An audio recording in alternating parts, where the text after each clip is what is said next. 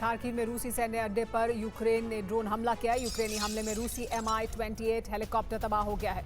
Drone हमले में रूसी सेना को बड़े नुकसान का दावा है। यूक्रेनी ड्रोन रूस की निगरानी सिस्टम को चकमा दे चुका है।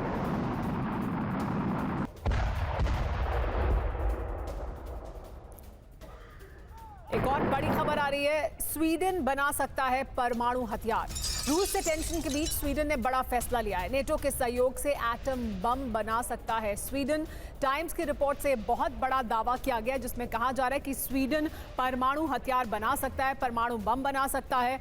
और नेटो में जिस तरह का रूस को लेकर खतरा बढ़ता जा रहा है, ऐसे में यह फैसला लिया गया है स्वीडन द्वारा।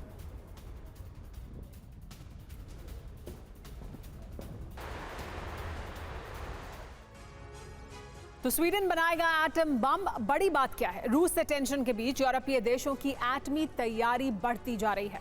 फ्रांस के न्यूक्लियर अम्ब्रेला में शामिल हो सकता है स्वीडन भी। दावा यह है कि ड्रोन घुसपैठ के बाद जंगी तैयारी में जुट गया है स्वीडन। परमाणु हथियार बनाने का प्लान बना रहा है Sweden. UEM Jaipur is a perfect target for prospective students aspiring for good jobs, good education with future-ready skills. यूरोपीय परमाणु हथियार रणनीति में शामिल भी हो सकता है। नेटो की मदद से एटम बम बनाने की भी स्वीडन की बड़ी रणनीति है। एक और बड़ी खबर लेकिन आपको बता दें वो ये कि रूसी बंदरगाह पर यूक्रेनी हमले का वीडियो सामने आया है। काला सागर में रूसी बंदरगाह पर हमला हुआ है। ड्रोन अटैक में रूसी जहाज धमाके के साथ तबाह हो गया। इस हमले में 2 लोगों की मौत हुई है, 6 लोग घायल हुए। ज़ेलेंस्की 2014 के पहले वाली स्थिति बनाने की जिद पर अड़े हैं, लेकिन इस जिद का अंजाम क्या होगा इसका अंदाजा शायद उन्हें नहीं है। ऐसा इसलिए कहा जा सकता है क्योंकि क्रीमिया पर हमले का जवाब देने के लिए पुतिन ने जो प्लान तैयार किया है उसने यूरोपीय देशों के लिए अब तक का सबसे बड़ा संकट खड़ा कर दिया है। यूक्रेन के खिलाफ युद्ध में मॉस्को की हलचल बढ़ गई।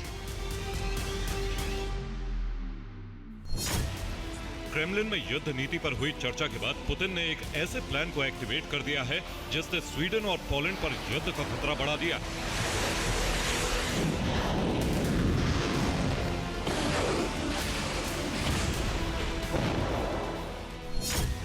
इसलिए सवाल रूस की आक्रामकता पर खड़े हो रहे हैं। आखिर युद्ध विस्तार की दिशा में पुतिन क्यों बढ़ रहे हैं?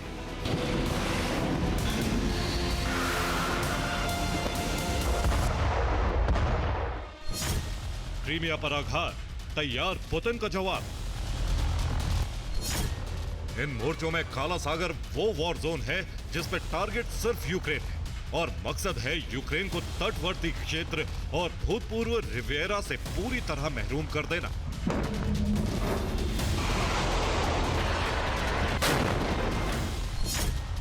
ऐसा इसलिए क्योंकि यूक्रेन निप्रो से कर्च, क्रीवी रीह से सेवेस्तोपोल और ओडेसा से साकी को टारगेट कर रहा है। इसीलिए जवाबी कार्रवाई रूस काला सागर से कर रहा है।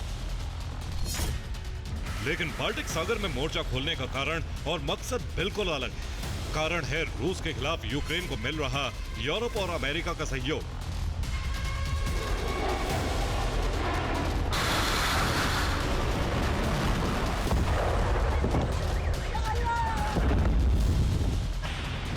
दरअसल रूस समझ चुका है कि क्रीमिया पर यूक्रेन के हमले यूरोप के बिना संभव नहीं और इन हमलों में टारगेट पर सटीक निशाना लगाना अमेरिका के बिना मुमकिन नहीं। यानी क्रीमिया पर हमले के लिए लंबी दूरी के हथियार यूक्रेन को यूरोप दे रहा है और टारगेट की जानकारी अमेरिकी इंटेलिजेंस यूक्रेन के साथ शेयर कर रही है। हालांकि ये क्रेमलिन का अनुमान भी हो सकता है, लेकिन कुछ ऐसे तथ्य सामने आए हैं जिसने अनुमान को यकीन में बदल दिया है।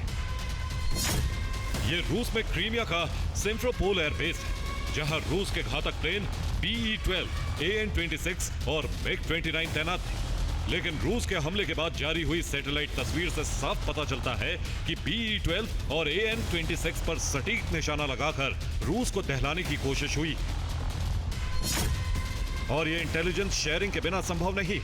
इसीलिए पुतिन ने काला सागर में सबसे पहले चक्रव्यूह रचकर यूक्रेन के काला सागर से संपर्क काटने के लिए आक्रामक कदम उठाए। मोल्दोवा के लिए भी खतरा बढ़ा है और रोमानिया के लिए रूस सीधे सीधे संकट बन गया।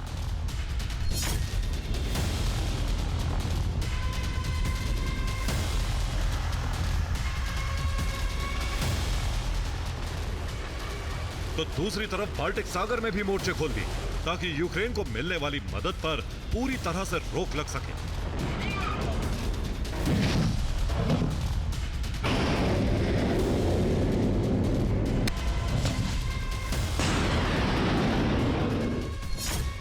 रूस ने नेवल शिप की तैनाती से बाल्टिक देशों का यूरोप से संपर्क काटने का प्लान धरातल पर उतार दिया। पोलैंड के उत्तरी सीमा में घेराबंदी कर ली और फिनलैंड स्वीडन की खाड़ी से हमले के लिए तैनाती बढ़ा दी,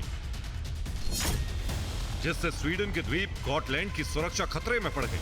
वो गॉटलैंड जिसे पुतिन ने क्रीमिया के जवाब में टारगेट चुना है।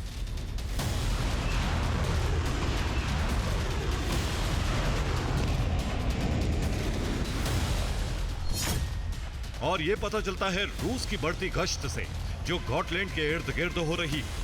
इसके अलावा दोनों क्षेत्रों में रूस की हलचल उसकी आक्रामकता का भी परिचय दे रही।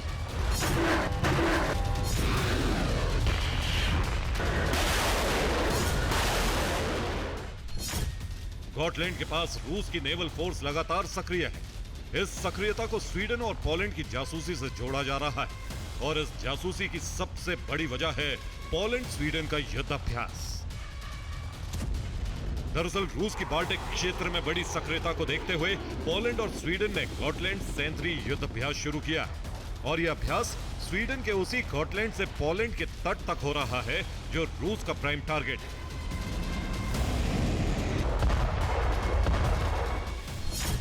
तो दूसरी तरफ काला सागर से जारी एक्शन में रूस ने ओडेसा पोर्ट को नष्ट कर दिया है, जबकि रूस ने पहली बार क्रीमिया से शाहेद ड्रोन भी लॉन्च किए, जो बताता है कि पुतिन जवाबी कार्रवाई के लिए प्लान बना चुके हैं।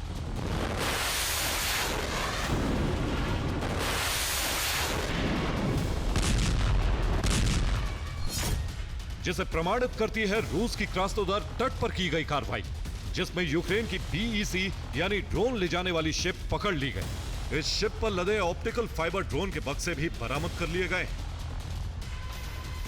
जिसका मतलब साफ है कि पुतिन ने जवाबी कार्रवाई का न सिर्फ ब्लूप्रिंट तैयार किया है, बल्कि यूक्रेन यूरोप के खिलाफ कदम भी उठा लिए, जिसमें अभी आक्रामकता सीमित है, लेकिन हालात बता रहे हैं कि आक्रामकता बढ़ने से शायद कोई रोक भी नहीं पाएगा। Bureau report, TV9 Bharat.